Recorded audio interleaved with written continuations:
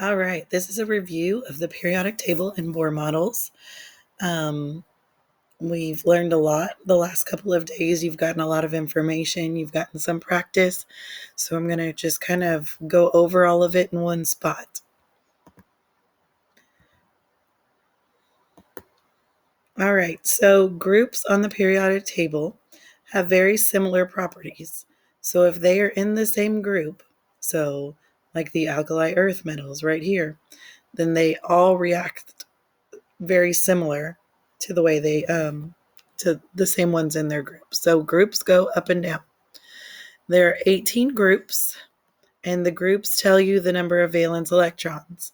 So if you noticed on the periodic table that you're going to get for star, at the top it gives you kind of a key, and it tells you where the atomic number is, the atomic mass, the symbol. It also numbers all of the groups. Group 1 is going to have one valence electron. All of them are going to have one valence electron. Group 2 is going to have two valence electrons. Now, where it gets tricky is 13 through 18. In groups 13 through 18, you have to subtract 10, or there are little numbers below it that help you remember how many valence electrons it has. So like group 18, the noble gases, we'll say 18, but below it we'll have a little 8. So that way you know how many valence electrons there are. And valence electrons come in to play when you are talking about things reacting together. So we'll get to that in a little bit. All right, what are valence electrons? Electrons are negatively charged subatomic particles. So you have three subatomic particles. You have a proton, a neutron, and electrons. So your protons and your neutrons are in the nucleus of your atom, and the electrons are on the outside. They call that the electron cloud. That's another name for it. Valence electrons are the electrons located in the very last energy level. Valence electrons determine the reactivity of an element. So, when you are working on drawing your Bohr models, we talked about the rule of 288. The first energy level can hold 2 before it's full. The second one can hold 8 before it's full. And the third one can hold 8 for 8th grade at least. So, when the first energy level is full, you have to start putting them in the next energy level, and so on and so forth. So sodium has an atomic number of 11, and that means if I put 11 electrons, 2 go in the first one, 8 go in the next one, that gives me 10. So I have 1 in the outside. Now, how many does it take to make it full? 8. Well, it only has 1. So it's highly reactive because it's not stable. In order for it to be stable, it would need a full amount of electrons. So group 1 and group 17 are going to be your most reactive groups. Energy levels. Each atom wants to have its energy levels full. Like I said, the first one holds 2, the next one holds 8, and the third one holds 8. And in the nucleus, you have your protons and your neutrons.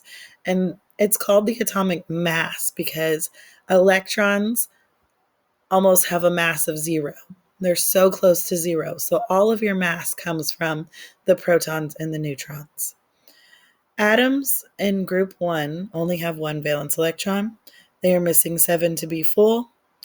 That makes them highly reactive, and they usually will bond with an atom from group 17 because group 17 has 7. So if the 7 hooks up with a 1, then they have 8 together, and that makes them great. 8 is great. So an example of this is sodium chloride, which is just normal table salt. So sodium by itself is highly reactive, and chlorine is highly reactive alone. But if you put them together, it's something that you are just going to eat every day. So it makes it harmless. So sodium is in group 1, so it has 1 valence electron, and chlorine is in group 17, which means it has 7 valence electrons. So 7 plus 1 would equal 8, and 8 is great. All right, so these were the groups that you learned about yesterday. So the alkali metals and the alkali earth metals, you have group 1 and group 2, and they are highly reactive. They're relatively soft metals. They give away their valence electrons to other atoms because it's easier for them to give them away than try to get as many as they need. They can be thought of as the hippies because they'd rather live with less. Masters of disguise, the metalloids. The elements boron, silicon, germanium, arsenic, antimony, tellurium, and polonium sit on the line between the metals and the nonmetals.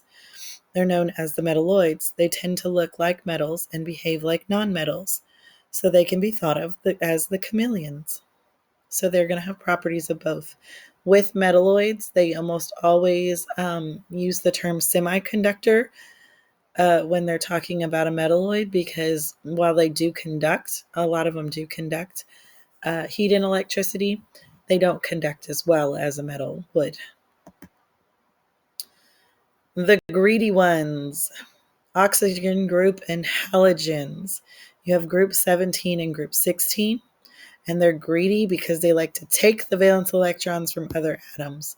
So, in the case of sodium and chlorine, sodium gives away his 1 valence electron to chlorine, and 7 kind of takes it.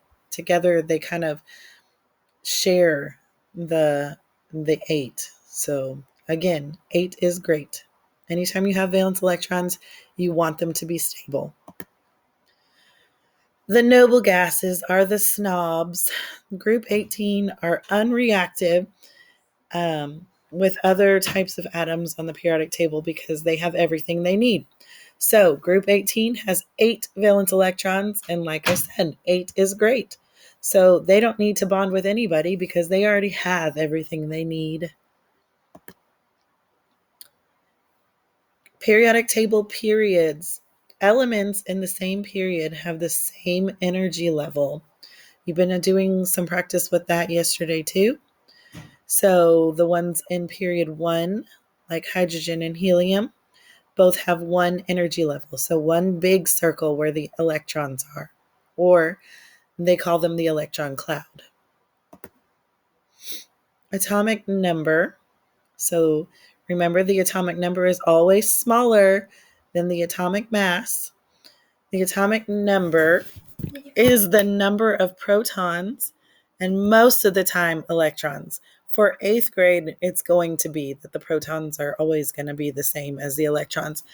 And for most of them, most of y'all, when you did your last ADI, you noticed that the pink dots were the same number as the blue dots. So one way to remember that is by remembering the word APE, APE. That stands for the atomic number, protons, and electrons. Those 3 numbers are the same. So in the case of potassium here, I have an atomic number of 19. That means my atomic number is 19, my protons are 19, and my electrons are 19. The number of protons determines the atomic number and how the periodic table is organized. It's always going to be dependent on the protons. Protons never change.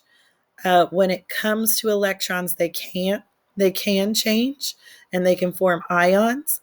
Like I said, we're not going to get into ions in 8th grade science, but just know that if you get a question about what determines the atomic number and how the periodic table is organized, it's all based on the amount of protons. All right, to find the amount of neutrons, you just remember the word man. So the atomic mass, or that bottom number, and you are always going to round it. So here we have 39.1. We're just going to round it to 39. The atomic number A, so I have my 19 here, and then I just subtract those two to get the number of neutrons. So 39 minus 19 equals 20. So Ape Man is a way to help you figure that out. All right, so let's kind of review. Electrons are negative, and they are located in the energy levels. Sometimes they call it the electron cloud. The atomic number tells you how many electrons there are. Again, part of the ape. Protons are positive and are located inside the nucleus. The atomic number tells you how many protons there are. The neutrons have no charge, and they are located in the nucleus. You subtract the rounded atomic mass from the atomic number to give you the amount of neutrons. The group number gives you the amount of valence electrons. So remember, valence electrons are just the ones in the outside energy level. So this last energy level. So this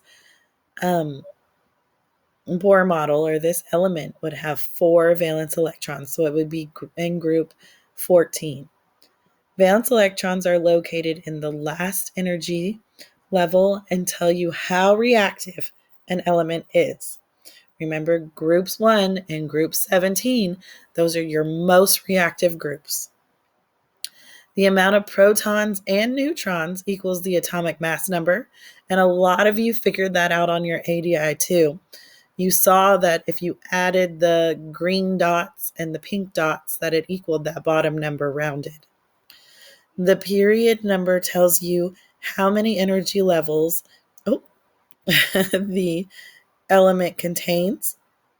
So this one would be in period 2 because it has 2 big circles around it. So it would be in period 2.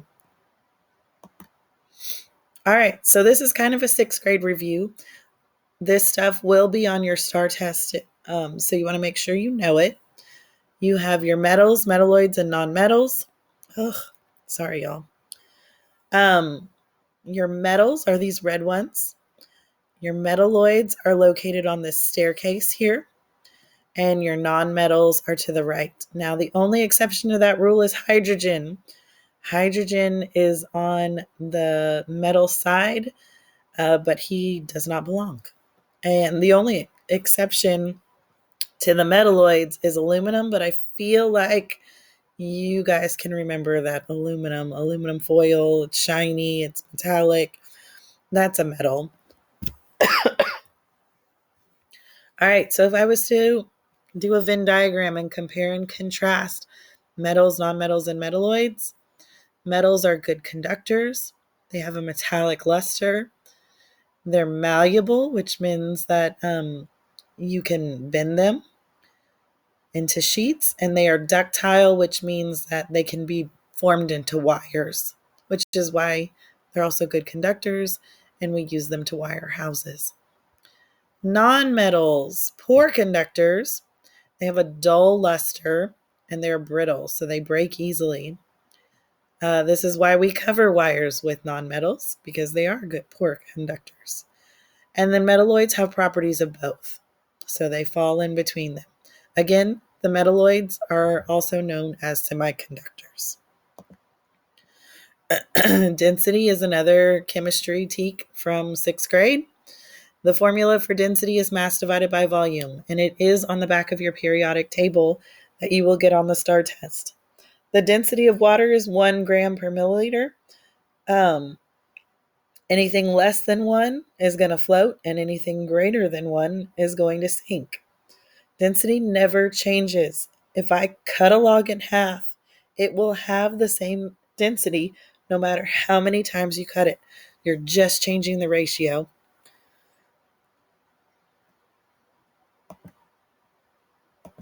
All right, that is the end.